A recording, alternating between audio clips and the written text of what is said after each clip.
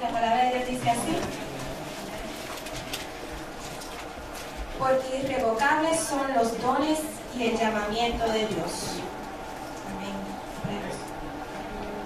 Amado Dios y Padre Celestial, mi alma te alaba, te glorifica, Señor. Te doy gracias por esta mañana, Señor. Te doy gracias por esta oportunidad que tú nos has dado una vez más de estar en tu presencia, Señor. Te doy gracias porque mientras afuera está frío, Señor, acá adentro estamos calientitos, Señor, en tu presencia. Señor, te doy gracias, Padre Celestial, por lo que han dicho presente en esta mañana. Que sea tu palabra, Señor, llegando hasta lo más profundo de sus corazones, Señor. Sé tú abriendo nuestro entendimiento, nuestros ojos espirituales, nuestros oídos espirituales para recibir la palabra que tú tienes para nosotros. En el nombre de Jesús, yo cancelo en este momento todo lo que quiera venir para impedir que esta palabra salga a hacer la obra por la cual va a ser enviada. En el nombre de Jesús, yo proclamo, mi Padre Celestial, Señor, que en esta mañana va a haber libertad. En esta mañana, Señor, los ojos van a ser abiertos en el nombre de Jesús. Lo proclamamos, Señor, en el nombre de tu amado Jesucristo. Amén. Amén.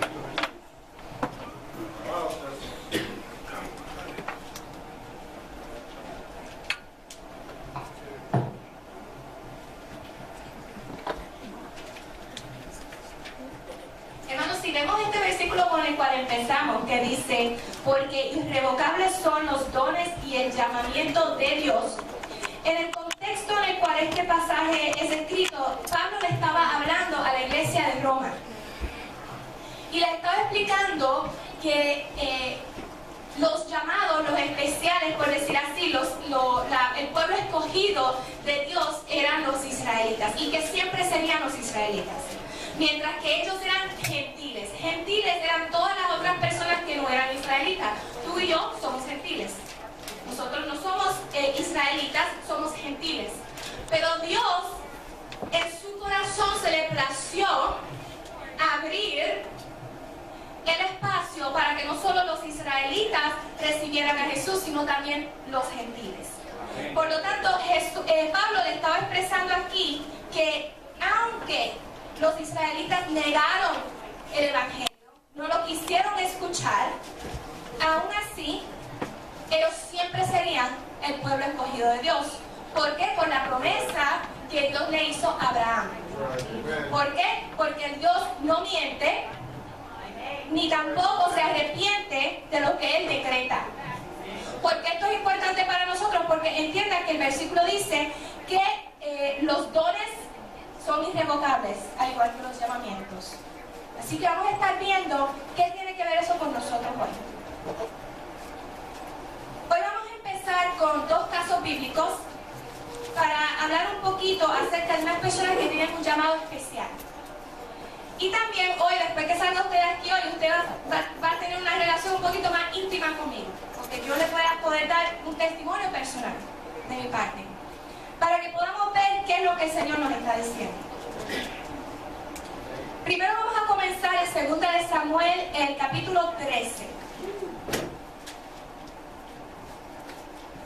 Vamos a estar hablando de cómo estas personas reaccionaron cuando enfrentaron una dificultad y pecaron, sea voluntaria o involuntariamente.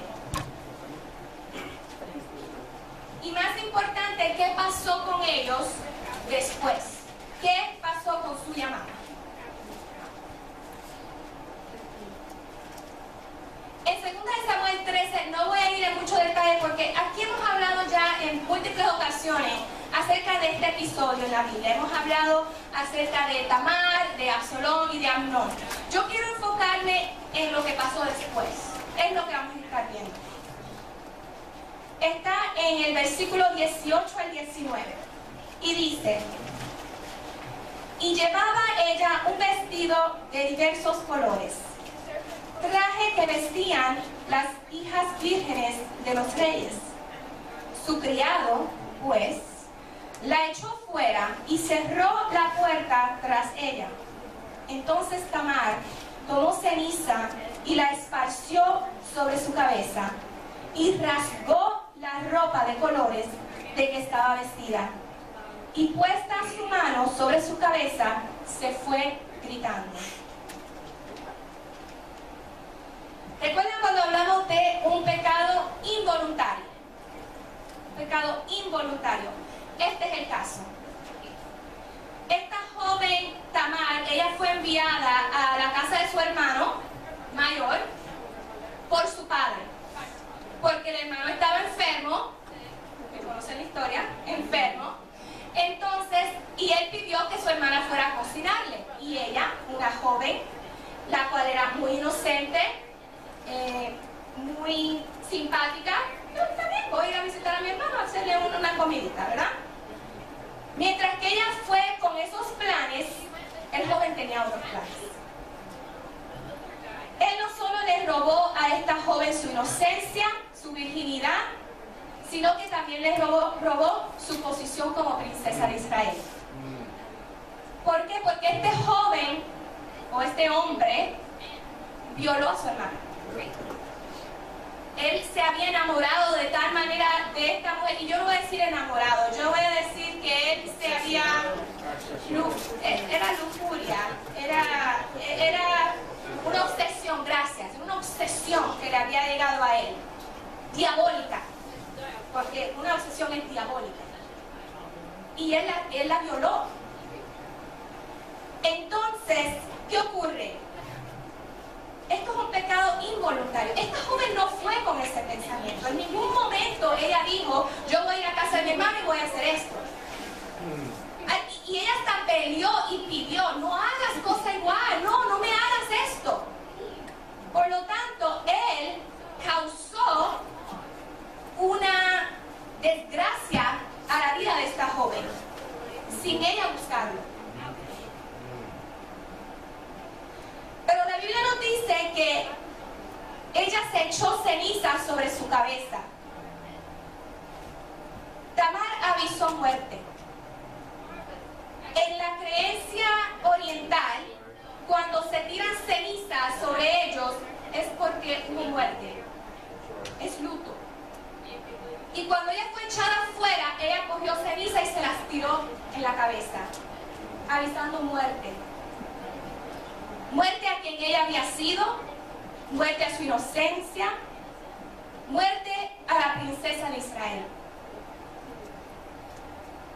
La razón por la cual esta joven se desgarró su vestido de colores es porque en esta temporada, tenemos que recordar, esto era mucho antes de Fashion Week y de Gucci y todas estas cosas.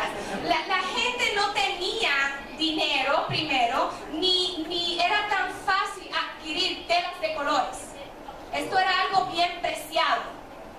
Y solamente la gente rica y la realeza tenía ropa de colores vivos y ropa bordada, que tuviera algún tipo de decoración.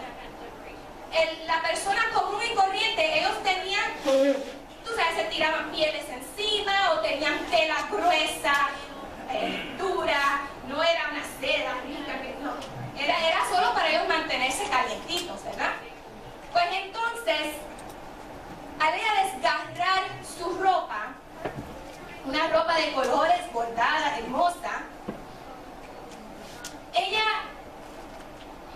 estaba representando su posición, porque tú de verla nada más, caminar por el patio, caminar por donde fuera, tú sabías, esta es princesa. No te tenían que decir que ella era una princesa, no te tenían que decir que ella era hija de David. Solo de verla, tú sabías, esta es princesa. Su llamado para lo que nació fue para ser princesa de Israel, para casarse y a través de matrimonio unir países políticamente. Ese era el propósito en esa temporada. Cuando ellos se casaban con el propósito de hacer relaciones públicas o relaciones políticas con otras naciones. Por lo tanto, era una posición muy importante en su reinado. O quizás ella, cuando se casara, su padre le permitiría que ella y su esposo gobernaran alguna región específica en Israel. Así que ella tenía un llamado podríamos decir político, que tenía que ver con la seguridad y las riquezas de Israel. Al igual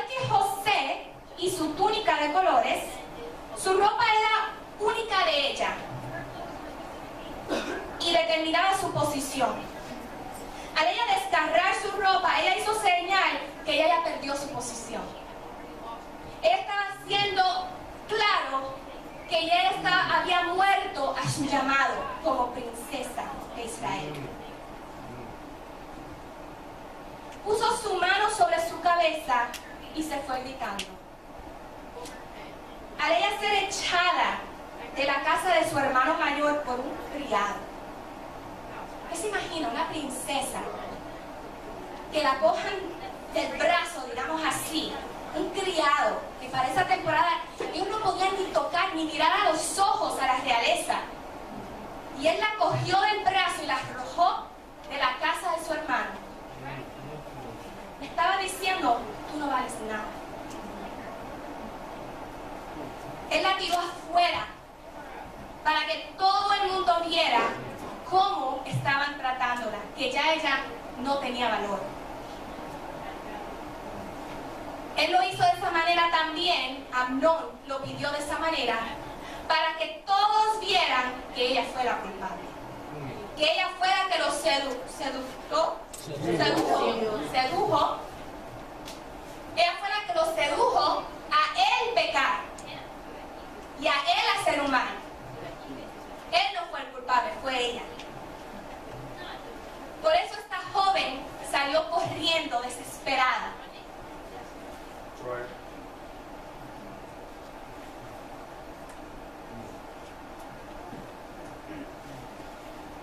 La reputación de esta joven terminó por el piso. Quizás si él no hubiera permitido que alguien la fuera a buscar, que alguna criada que la ayuda a ella la fuera a buscar, le cambiara su ropa, le arreglara su pelo antes de salir de la casa y se fueran juntos, quizás podrían haber escondido lo que pasó. Quizás ella pudo haber vivido con este secreto, que nadie supiera lo que me pasó a mí. Pero no, él lo hizo público. Qué mal es esa malicia, ese odio, lo que es Satanás. O sea, no solamente te voy a quitar todo lo que es tuyo, también te voy a avergonzar en frente de todos.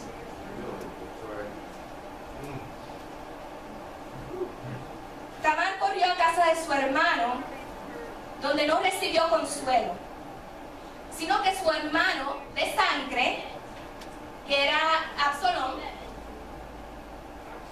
le dijo: calla tu dolor, no digas nada. Él estaba más preocupado de cuidar la reputación de la familia que de cuidar de su hermana. Porque le dijo: calla, no digas nada. Aunque los que conocemos la historia sabemos que él usó esto a su provecho, porque él usó esto para poder entonces vengarse del hijo mayor que iba a ser el rey y después él levantarse en posición. Pero no vayamos por ahí porque ese es otro tema. Pero la realidad es que él le dijo: no digas nada, silencio, calladita, porque es la reputación de la familia. ¿Qué va a decir la gente de nosotros? De los reyes de Israel, de los príncipes de Israel. Cuando dices que cuántas jovencitas, y yo diría que aún jóvenes, hoy día guardan tanto dolor y rencor en su corazón por abusos que han sufrido,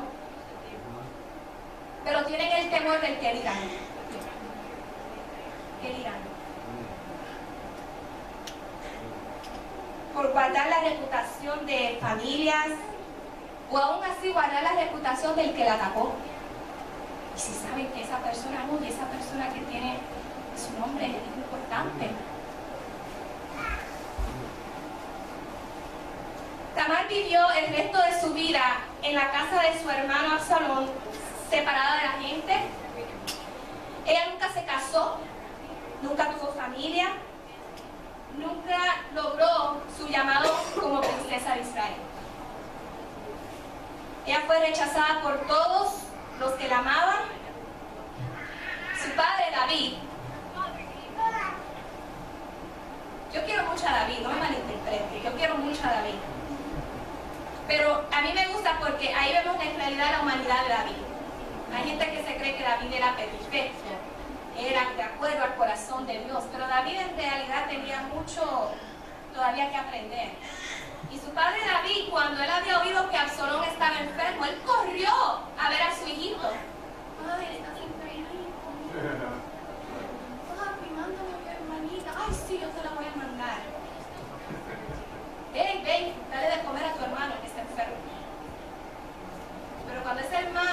violó a su hermana, la Biblia solo dice que David se enojó. Él no buscó justicia por su hija. Él no fue a arreglar un mal. Él no le dijo a mi hija, no te preocupes, quédate en mi casa, yo voy a cuidar de ti, nada te faltará jamás. Él solo se enojó.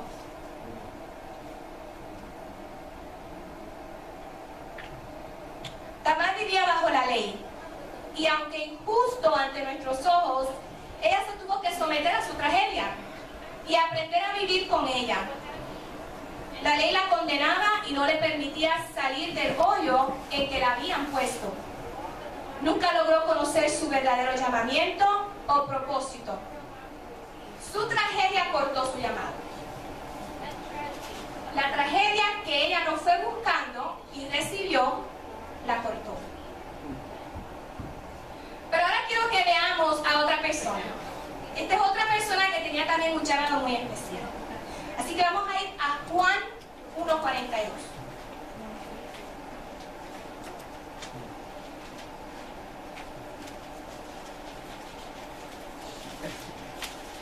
Y le trajo a Jesús, y mirándole Jesús dijo: tú eres Simón, hijo de Jonás.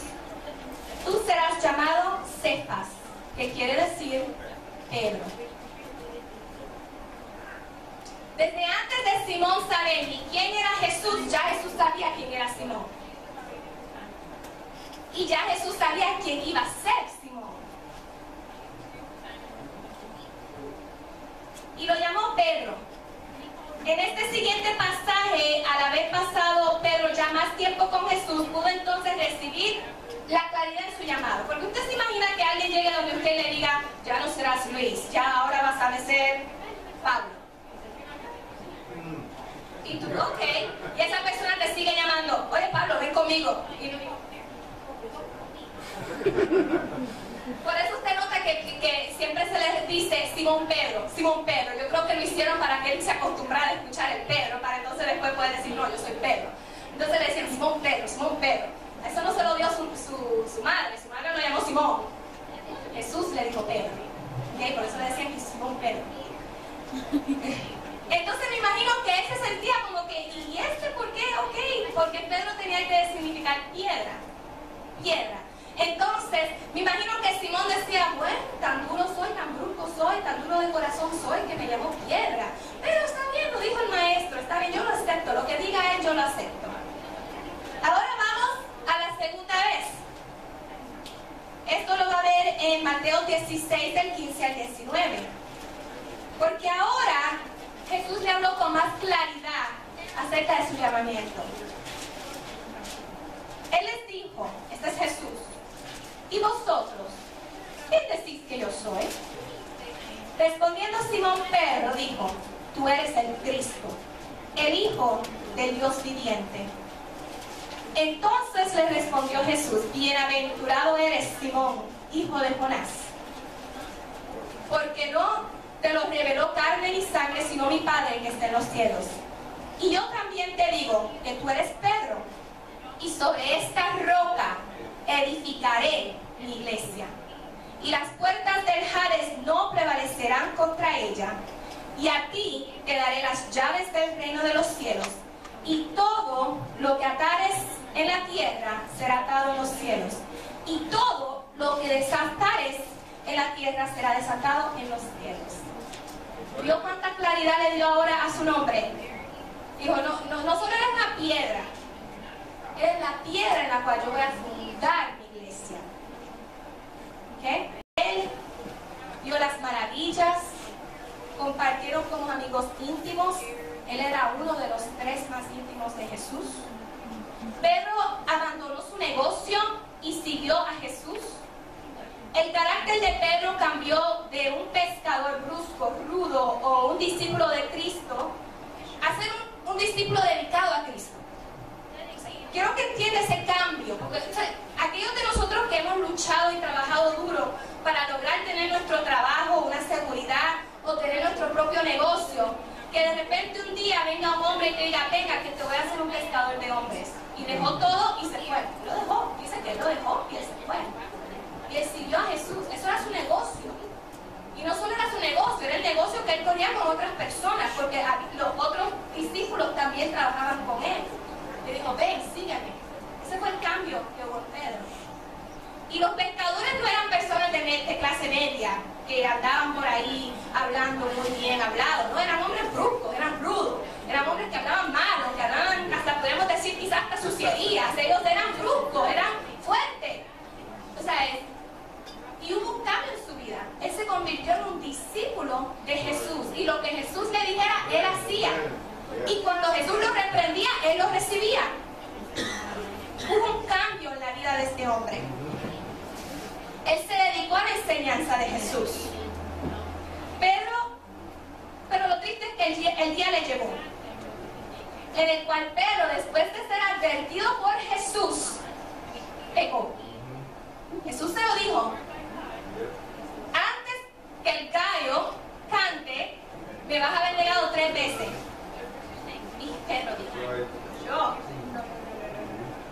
quizás ese, pero yo no.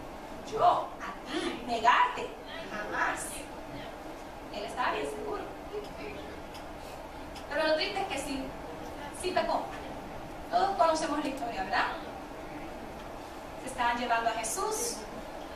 Él estaba siguiendo porque él quería ver qué le iban a hacer a su maestro. Un grupo de personas lo vio, lo reconoció, le dijo: espérate, tú eres uno de sus discípulos. Y cuando los guardias miraron así, que él dijo: no, yo no lo conozco a él. Y otra vino y le dijo: sí, yo te he visto que tú lo seguías, tú eres. Yo no soy uno de esos discípulos. Dice que hasta la tercera vez, hasta maldijo. El viejo Pedro salió. Yo dije que yo no soy él. Le salió el viejo Pedro, ¿verdad? 3 veces negó. Y ahí oyó el canto del gallo y dijo: ahí fue, ¿verdad? Y si ven hasta una película, enseñan a Jesús, que luego en ese mismo momento te lo dije, ¿verdad? Gallo, pecó. Es una realidad de la vida, hermanos. Vamos a caer, vamos a pecar. Quien no haya pecado jamás en su vida, como dice mi tío en Puerto Rico, bueno, pues sacarás el arito y vete para el cielo ya, entonces. Si no go fluting, vete para el cielo, porque tan santo eres que haces entre nosotros tan, los inmundos. La realidad, todos pecamos, caemos. No importa cuán cerca o cuán lejos estemos de Dios. Es una realidad. Pero ¿qué hizo Pedro después que él pecó? Miren a Juan 21, del 2 al 3. Juan 21, del 2 al 3, ¿qué él hizo? Él volvió al viejo Pedro. Él volvió a la pesca. Él volvió a su vida. Y no solo él se llevó a sus amigos, a sus discípulos, los que habían seguido a Jesús con él. Dice, estaban juntos Simón Pedro, Tomás, llamado Didymo, Natanael, el de Canaán, de Galilea, los hijos de Zebedeo y otros 2 de sus discípulos. Simón Pedro les dijo: voy a pescar. Ellos le dijeron: vamos, nosotros también contigo. Fueron y entraron en una barca y aquella noche no pescaron nada. Volvió a su viejo hombre. ¿Qué nos dice esto? Esto nos dice que cuando él pecó, cuando él cayó, él se dio por vencido. Él dice: pequé. Ya no valgo nada para Jesús. Voy a volver a la pesca. Porque eso es lo que en verdad yo nací a hacer, ser pescador. Él pudo haberle dicho a los discípulos: mire muchachos, yo hice esto y mira que Jesús me lo dijo y me dijo que yo iba a hacer eso, ayúdenme, oren conmigo, me puedo confesar con ustedes, ayúdenme a levantar, ¿qué yo puedo hacer? No, ¿qué les digo? Vamos a pescar, pues vamos todos somos unos pecadores anyway. Y ya lo crucificaron, así que ¿para qué?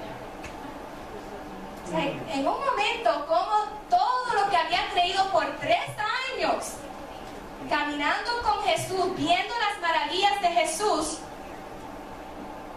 en su momento de pecado, ya no creía nada.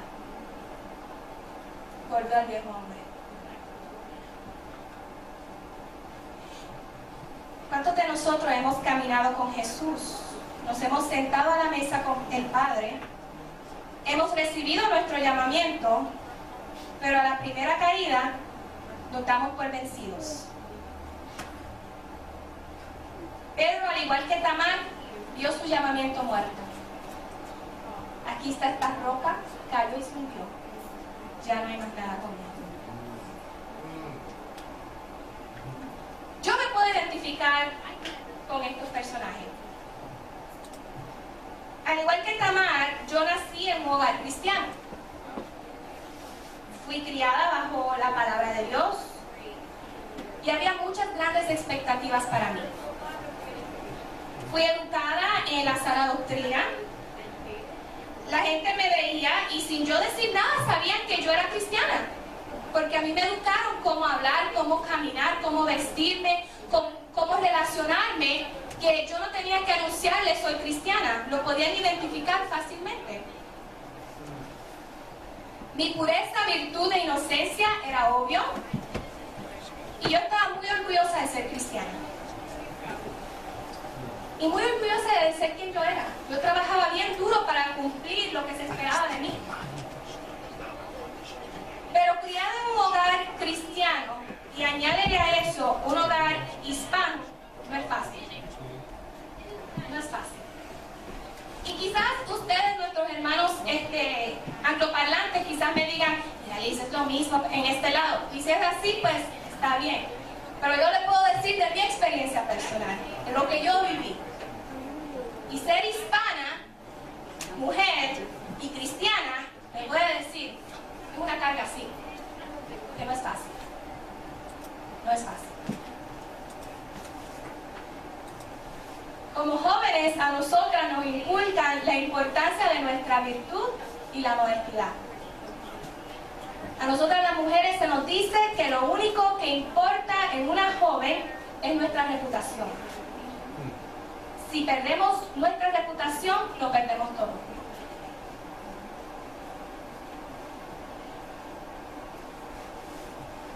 Para lograr recuperar una reputación que ya es perdida, es casi imposible.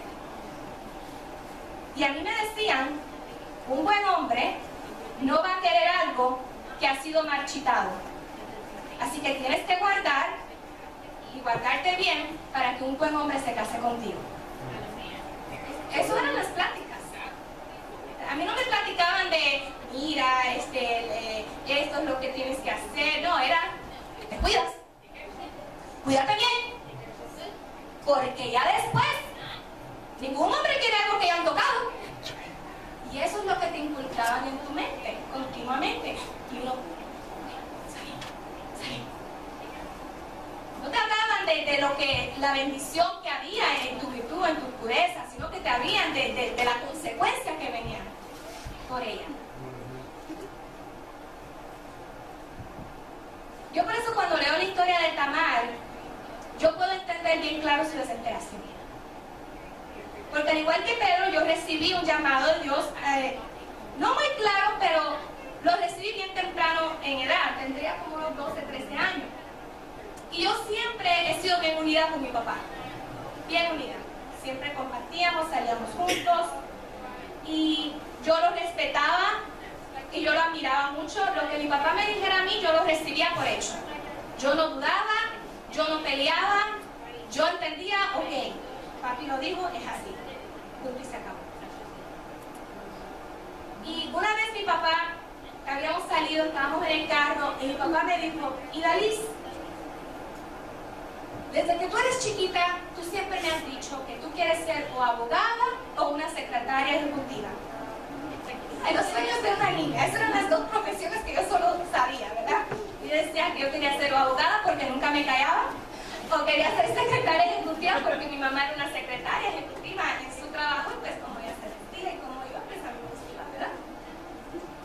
Y él me dijo, tú siempre me has dicho eso. Y el Señor te dice, si tú te mantienes pura para Él, Él te va a permitir lograr todos tus sueños. Eso es lo único que Él te pide.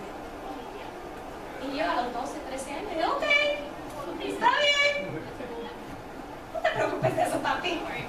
Es más, ¿por qué estamos hablando de eso? O sea, para mí era bien raro, yo no entendía por qué vamos a hablar de cosas igual. Yo, ok.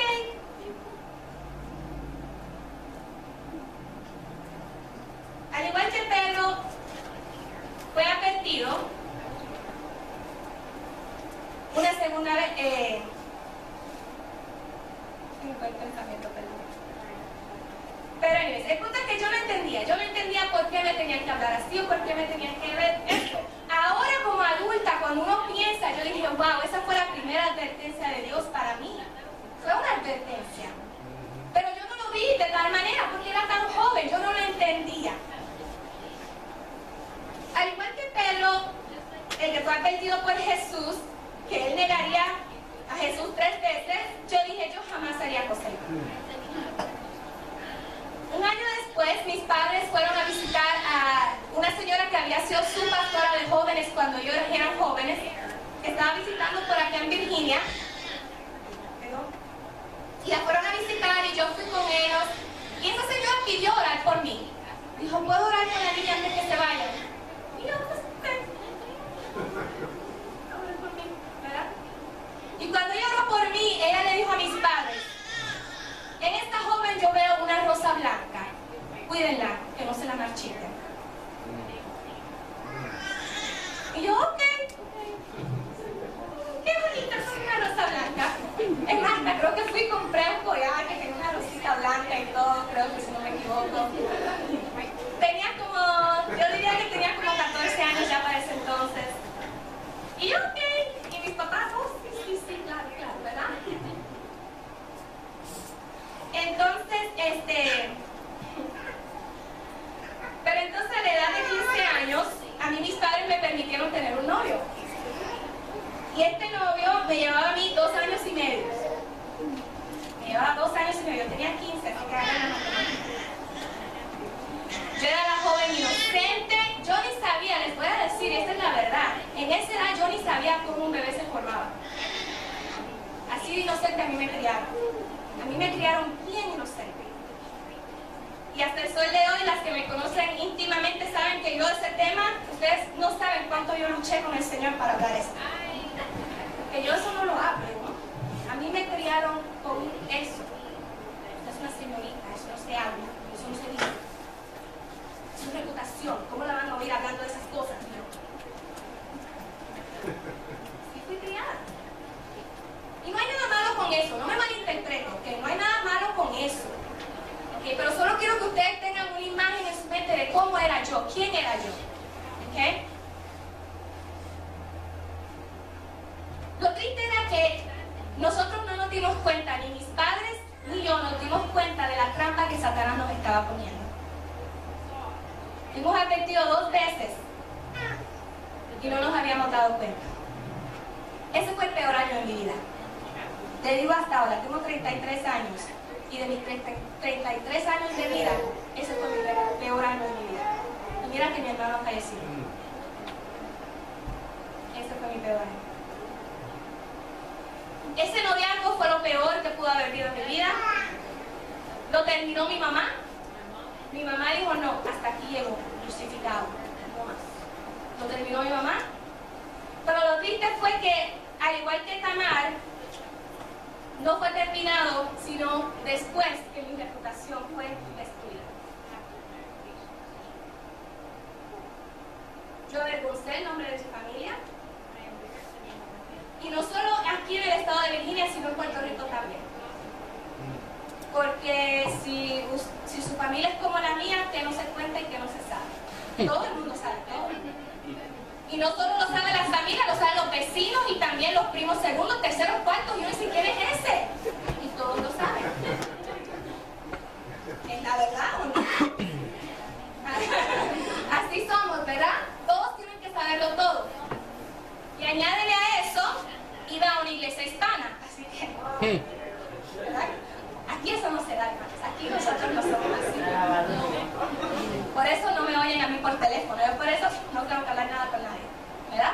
Porque tristemente es la verdad.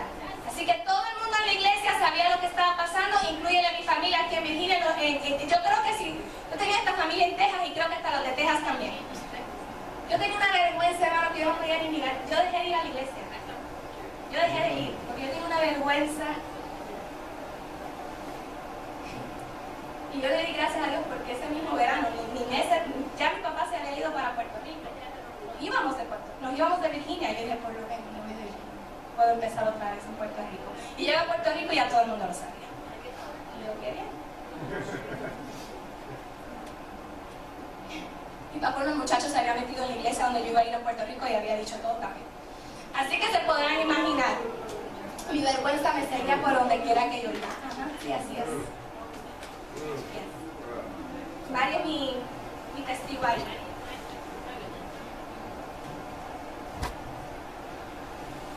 Les digo, fue un año, el peor año de mi vida. Gracias a Dios yo no fui violada, pero el joven fue muy claro en poner mi nombre y ponerme a mí como si yo fuera la seductora. Y fue algo bien triste. Y ahora, ¿qué es lo primero que me decían las personas, hermanos en la iglesia, mi familia?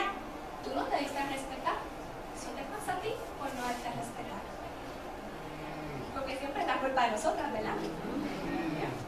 Siempre es la culpa, esa es la cultura hispana. Y les digo, yo no sé la diferencia entre el americano y el hispano, pero en la cultura hispana, tú fuiste la culpable.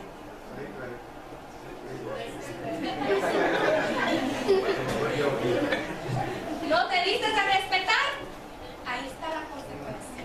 ¿Y ahora qué hombre te va a querer a ti?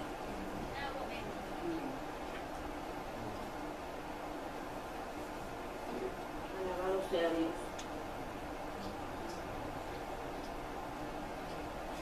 Lo peor de todo fue ver en los ojos a mi papá, quien yo era bien unida, un hombre de Dios. Era verle los ojos a él. Una persona que me había advertido anteriormente, una persona que me confiaba a mí lo que fuera, una persona que peleaba con mi mamá por permitirme a mí hacer cosas que ella no me permitía. Verle los ojos a él. Yo fui destruida.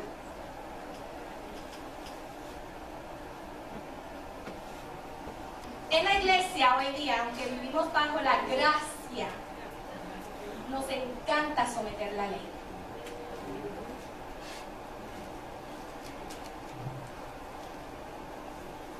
Hoy día, si alguien cae o peca, lo guardamos en contra de la persona para siempre.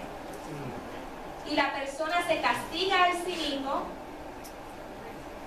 se da su propia sentencia de muerte, al igual que Tamar.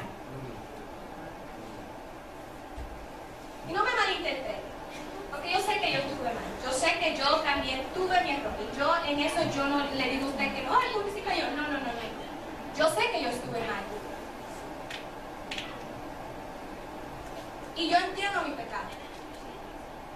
Pero como iglesia, en vez de ir y ayudar a levantar, lo que hacemos es que aplastamos más. Y seguimos haciendo así. Y cuando se trata de levantar, no, ya no.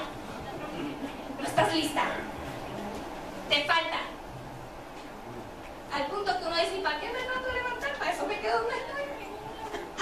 Para eso me quedo como estoy, mejor, y así me lo cantazo, me dan. Es la realidad. Gracias a Dios nosotros no estamos en una iglesia así, ¿verdad que no? Yo estoy hablando mi testimonio. Esto fue como a mí me hicieron sentir. En esta iglesia pido yo que no seamos así. Si usted se siente así, por favor, déjenos saber. Pero vamos a ver cómo Jesús le habló a Pedro. Porque esto es lo importante. Cómo Jesús le habló a Pedro. Puede ir a Mateo 21, 7 del 4 al 13.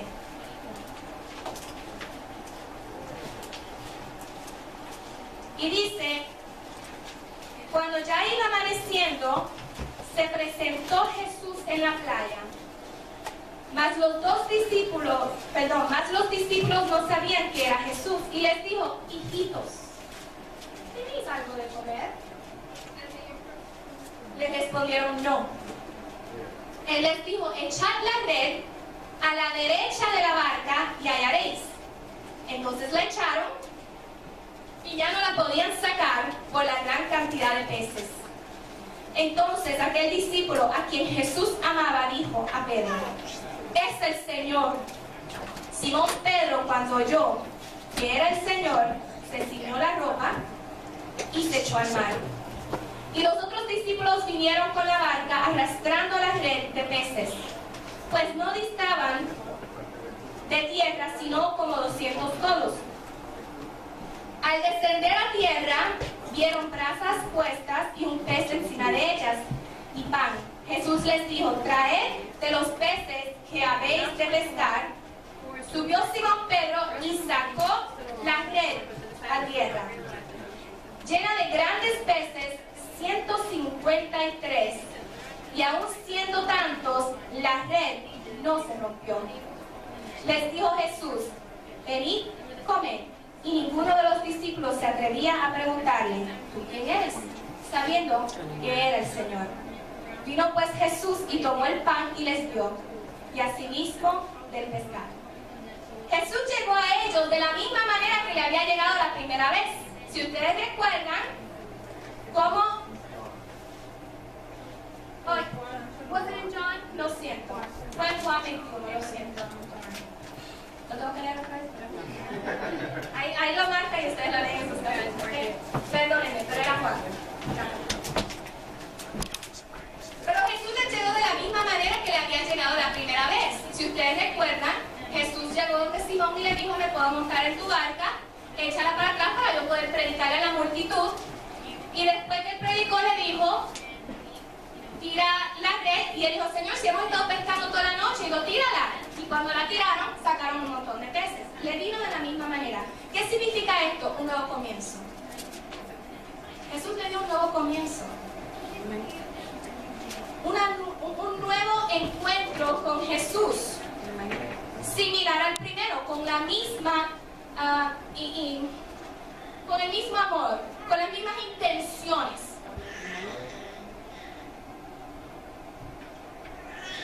¿Y qué más? Mejor aún fue este encuentro, porque el primero solo ganaron los pescados. En este encuentro Jesús le había hecho la mesa. Le dijo, vamos a comer, hijitos míos, que aquí les estoy esperando. Él iba a comer con sus amigos, con sus amados discípulos. ¿Ustedes creen que Jesús no sabía lo que había pasado? Jesús sabía que cada uno de ellos se habían ido cada cual por su lado, que lo habían negado, que otros volvieron a su vida anterior. ¿Y qué les dijo? Vengan, vamos a comer juntos. Y él no estaba siendo sarcástico, él no le hizo la trampa, él le dijo, sí, venga, vamos a comer juntos, vengan. Ustedes miren ahora, y así me tratan, mira, cómo fácil se olvidaron de mí. Yo le digo, vamos a comer. Vamos a comer. Porque así es Jesús.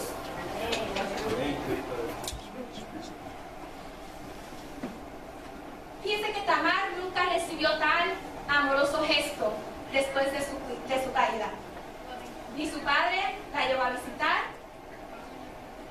ni le dio de comer, ni la consoló.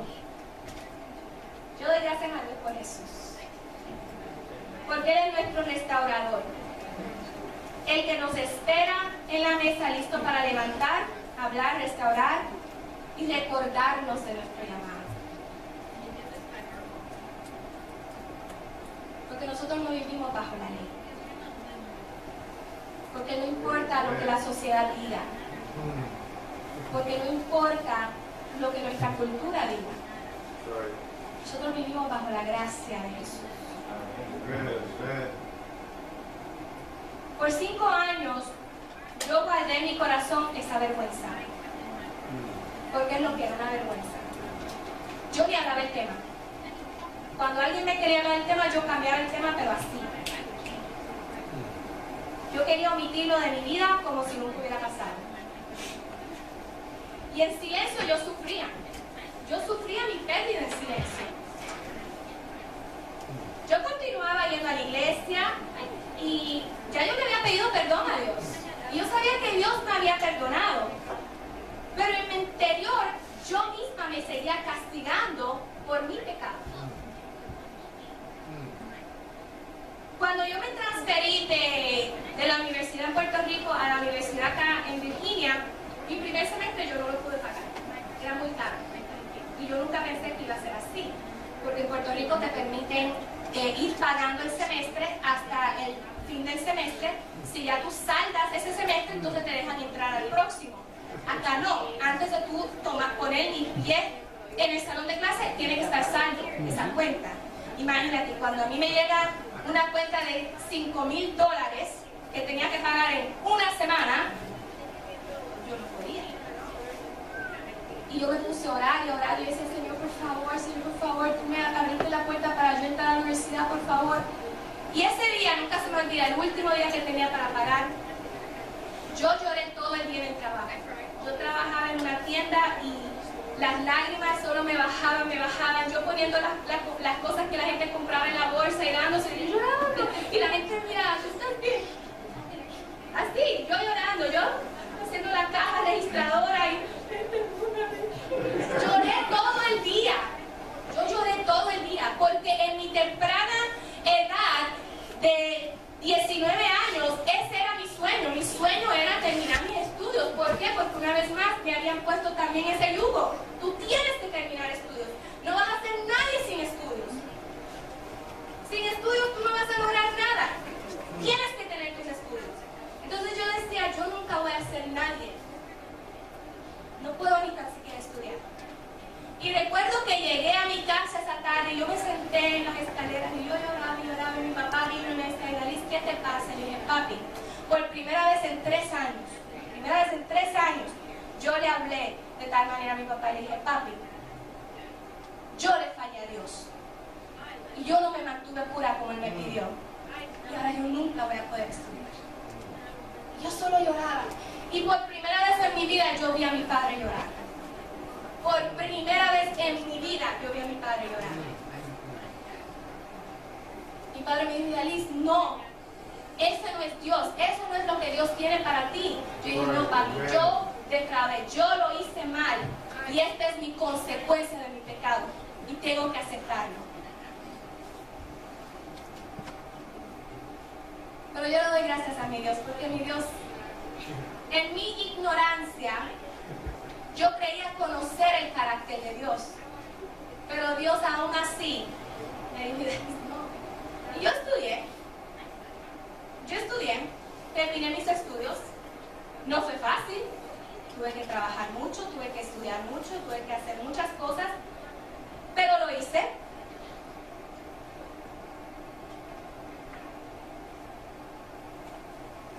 Porque el propósito de Dios era de restaurar mi vida, de levantarme para yo lograr el propósito y el llamado por el cual yo fui llamada. Vamos a ver qué pasó con Pedro.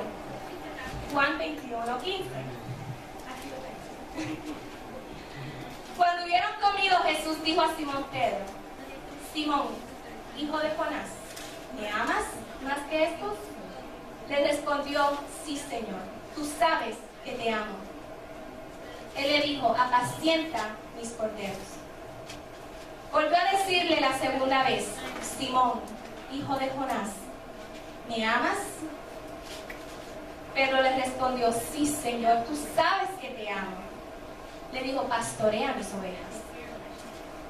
Le dijo la tercera vez, Simón, hijo de Jonás, ¿me amas? Pedro se entristeció de que le dijese la tercera vez, ¿me amas? Y le respondió, Señor, tú lo sabes todo, tú sabes que te amo.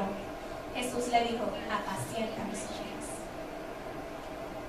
Jesús te estaba diciendo, haz tu llamado, haz por lo que yo te llamé. Tú me amas. Yo sé que tu arrepentimiento es de corazón. Yo sé que es verdadero.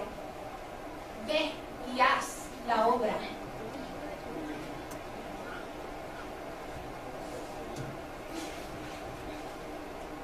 Aunque Dios me seguía bendiciendo y me abría muchas puertas, yo no podía reconocer que yo había sido perdonada, que una nueva criatura era. Aunque Dios me había concedido mi deseo de terminar mis estudios y tener una carrera, él todavía tenía que trabajar algo muy grande en mi vida. Porque aunque yo había logrado mis estudios, yo todavía sentía que yo no valía el valor de una princesa de Cristo. Cuando Luis y yo empezamos a compartir como amigos, y yo sabía que yo le gustaba, y a mí me gustaba, pero yo no quería salir con él. Yo no quería salir con él.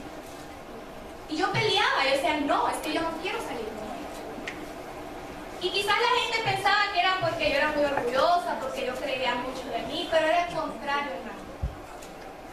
Luis René tenía una reputación en la iglesia intachable.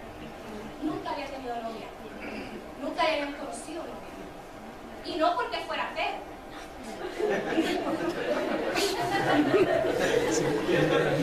Porque tenía sus amiguitas por ahí que le mandaban unas notitas que le dijo que digo, Dios santísimo. Que si su corazón hubiera estado en otro lugar, él lo hubiera hecho. Pero él había dicho que él se iba a conservar para Dios. Y él cumplió. Él trabajaba en la iglesia. Él trabajaba en el ministerio de música. Él trabajaba con drama. Él era, para mí, en mis ojos, ese era un hombre buenísimo, ejemplar. ¿Cómo yo voy a marchitar esa relación? ¿Cómo él se va a ver conmigo? Porque si la gente se entera de quién en verdad yo soy,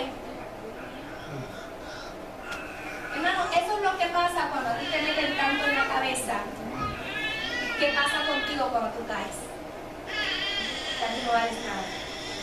Ya tú no. Nadie te va a querer. Ningún buen hombre va a querer algo contigo. Y yo peleaba con el Señor. Y cuando tenía 21 años, el exnovio llegó a la iglesia. Habían pasado ya casi 5 o 6 años y recuerdo que platicamos, hablamos por primera vez y fuimos a salir a un restaurante con un grupo de amistades solo para hablar y qué sé yo, y él ahí empezó a confesar que cuánto él todavía me quería y cuánto me amaba y que si esto y lo otro, y yo, oh, qué bien, qué bonito. A mí en verdad no me interesaba. Ahora mis ojos habían sido abiertos y eso es feo, Dios mío. Pero bendito, no digas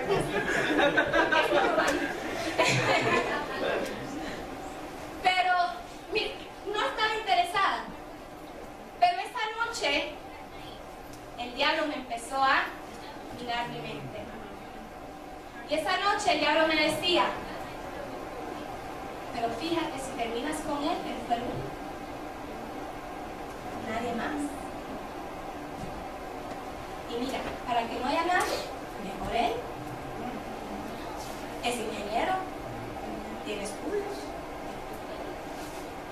Para nadie, o algo peor, mejor él. Y yo empecé a platicar con él otra vez. Pero mi Dios es bueno. Mi Dios es bueno porque mi mamá me dijo rápido, tú tienes 21, tú haz lo que tú quieras.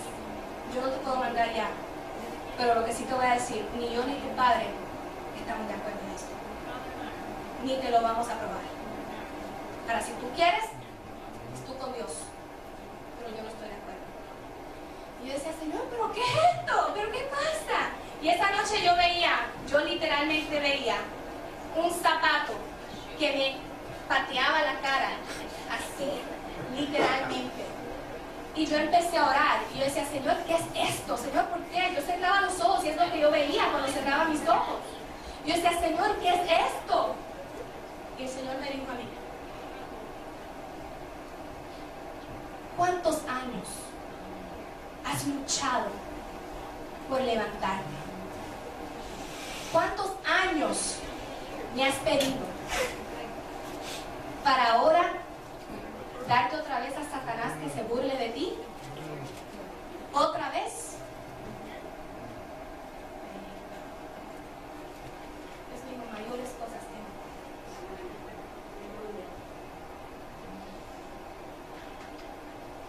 tiene mayores cosas. Y yo le doy gracias a mi Dios. Yo doy gracias a mi Dios porque mi Dios me pudo enseñar eso.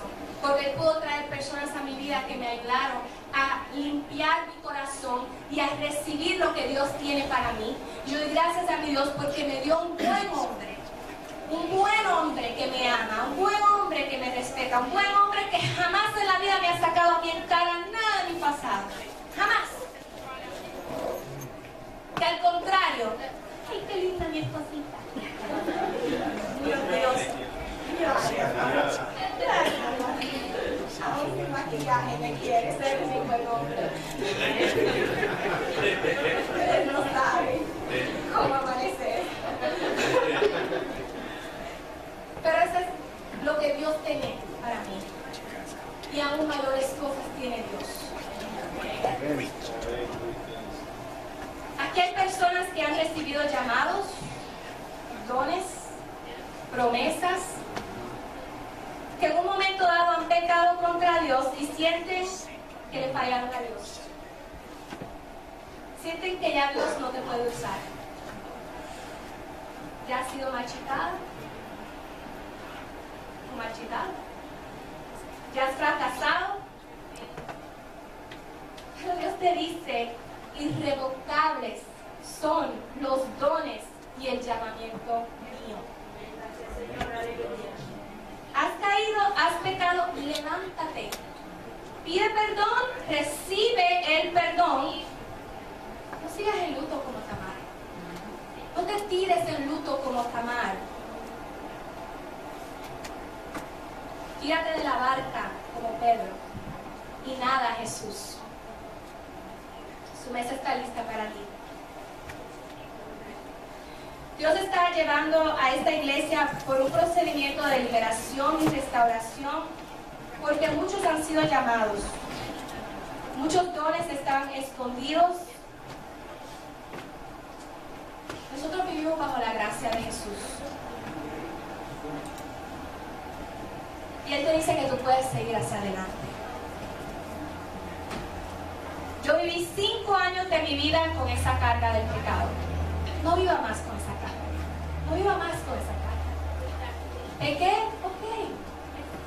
Yo no estoy diciendo que está bien que pequemos, porque no está bien que pequemos. Pero tampoco le den gusto a Satanás de robarle su bendición, de robarle su llamado, de robarle las bendiciones que Dios tiene para ustedes, su servicio. No vale la pena. Déselo al Señor.